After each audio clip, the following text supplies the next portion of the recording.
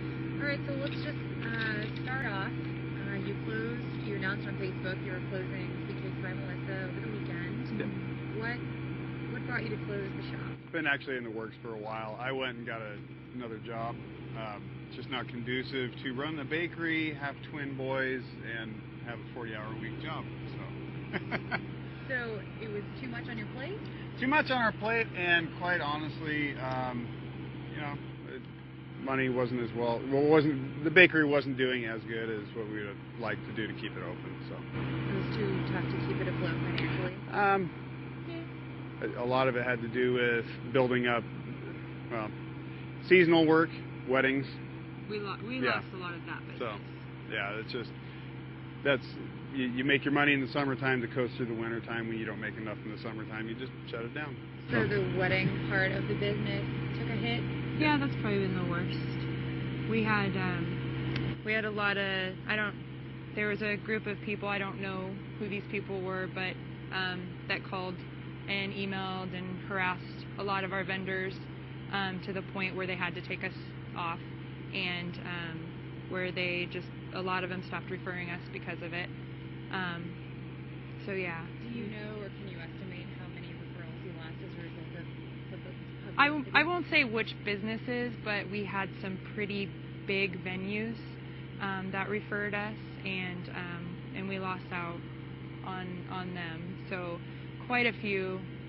One place in particular, we probably did 4 to 5 weddings each weekend at, and this year we probably did a total of once maybe a month. Yeah, probably about that. Yeah. Are we talking more than 50% of your business took a hit? Yeah. Yeah. Absolutely. So, what has the process, or what has the journey been like for you, realizing you may have to close at least the brick and mortar side of your store, which you put your heart and soul into? Yeah. As far as the journey for me personally,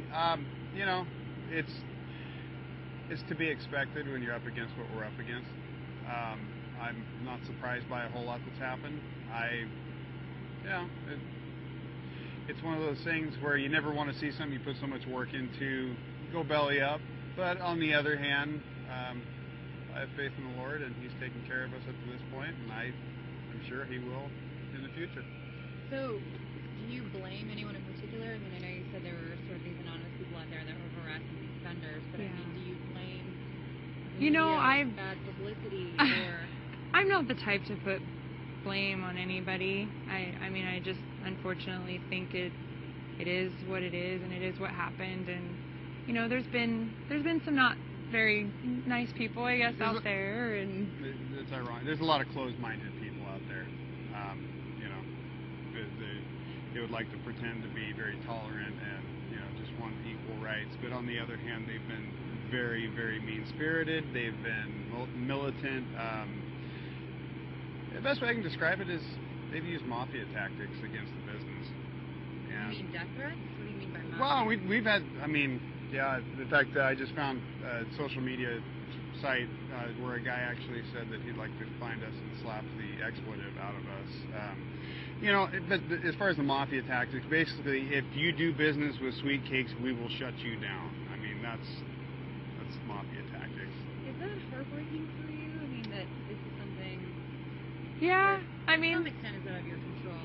Yeah, I've had I've had my moments of because it took a lot of years for me to build up what I built up, and so it's been hard, but I don't know, I've been kind of also at peace with it, just because I am who I am, and I want to live my life the way I want to live my life, and I choose to serve God, and I believe in the Bible, and I believe what it says, and I want to live by that, and I'm not the type that where I want to shove it down anybody else's throat or anything like that, and so I guess I would hope to have the same respect, that things don't have to be shoved on me and force me to do something I don't want to do. Sure.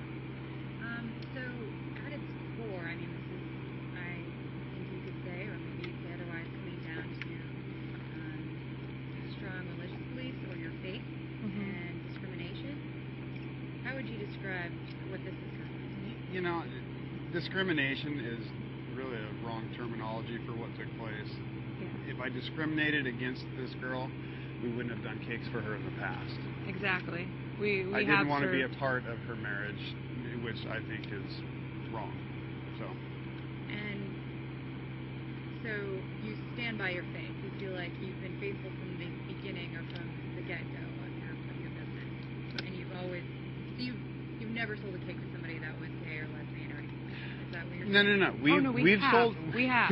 Yes, no, we have. We have never done a same-sex wedding cake. Right. Is that what you're asking? Yeah. Because we've never done that, and in fact, we've told We've had couples in several the past people that have asked us, and they've been very understanding, and we've shared with them why, and they've been very understanding as to our reasons. And one person in particular had emailed me, and I emailed them back and let them know, and they thanked me for my honesty, and they appreciated that, and so that was nice. It was, it was nice for them to understand where we were coming from. Do you feel like you've become in a way a symbol of a conservative idea or I don't know if we've. traditional marriage? I hope, if nothing else, that we've given other people that believe the way we believe the strength to stand up. I believe that we're living in a time that's very hostile towards Christians.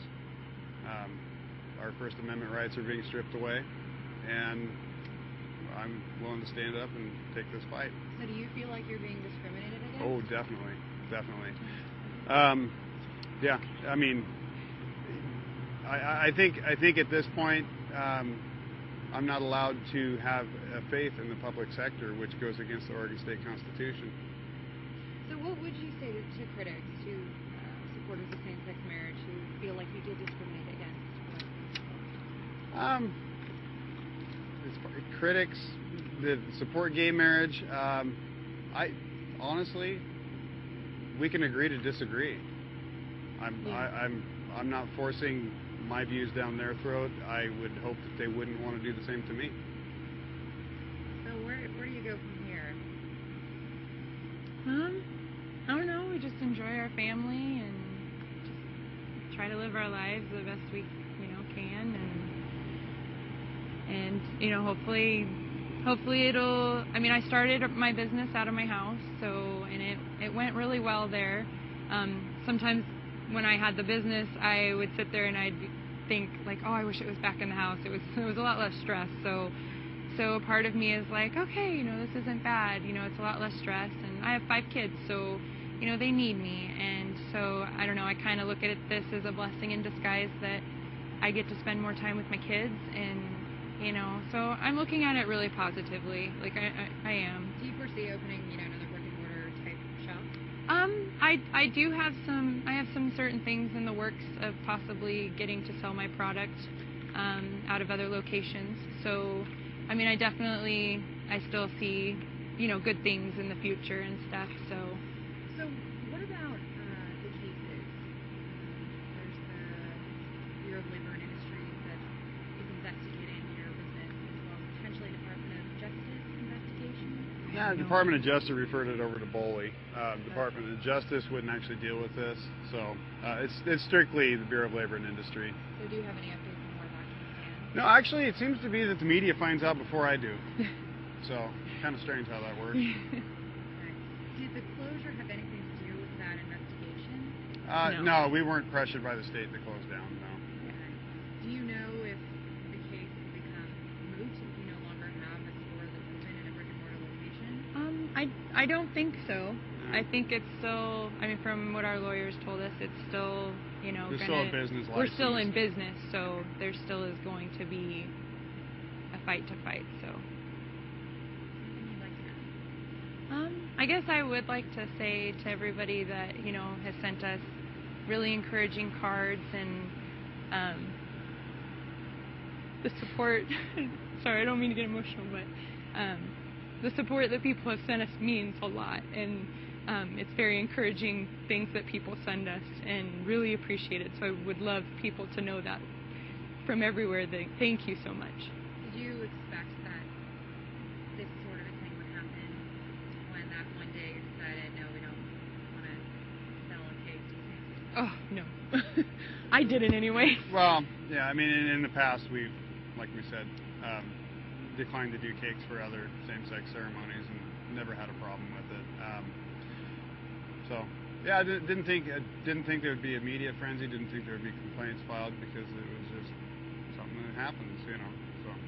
Do you have any concerns about the Bureau of Labor and Industry's case? I actually have no hope in the Bureau of Labor and Industry. I believe that the Commissioner of the Bureau of Labor and Industry is very, very biased, and I don't feel that I'll get a fair shake there at all.